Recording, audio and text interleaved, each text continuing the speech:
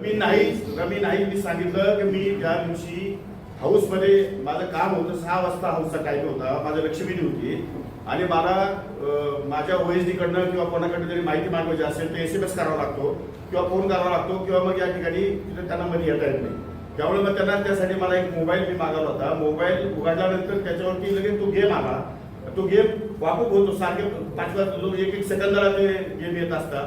तो गेम मला तो स्काईप करता आला नाही, कारण तो मोबाईल नवीन होता माझ्या दृष्टिकोनातून. स्काईप कसं करायचं मला त्यात कळत नव्हतं, पण नंतर तो स्काईप केलेला आहे. पण स्काईप केलेला व्हिडिओ तुमच्यापर्यंत आलाच नाही किंवा तुम्ही दाखवलाच नाही. त्यामुळे तशा प्रकारचं जो त्याचे गेम येतात वारंवार सारखे, तो काही एकच गेम येत नाही. आतापर्यंत मोबाईलवरती तुम्ही मोबाईल काढले तर 5G मध्ये आपण चालू आहे.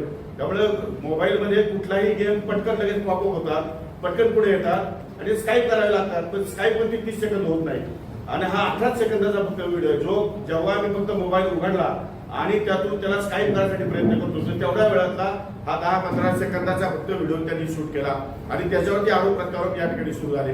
कारण नाही वाचून त्याच्यामध्ये काही संबंध नव्हता आणि ते खेळाचं पूर्ण खेळ का दाखवला नाही त्यांनी.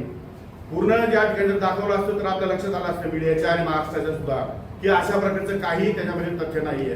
त्यामुळे मी आता माननीय मुख्यमंत्री, माननीय उपमुख्यमंत्री, माननीय सभापती आणि माननीय अध्यक्ष विधानसभा या चौघांना लेखी पत्र देणार आहे.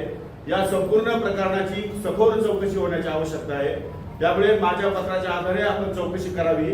जर मी ऑनलाईन रमी खेळत असेल आणि मी जर दोषी सापडलो नागपूरच्या अधिवेशनामध्ये उपमुख्यमंत्री किंवा मुख्यमंत्री दोघांपैकी कुणी एकाने निवेदन करावं. त्या क्षणाला न थांबता मंत्री आणि उपमुख्यमंत्री आणि मुख्यमंत्र्यांना न भेटता राज्यपालाकडे जाऊन मी माझा राजीनामा सादर करेन. रोकठोक महाराष्ट्राला सबस्क्राईब करा आणि बेल आयकॉनवर क्लिक करायला विसरू नका.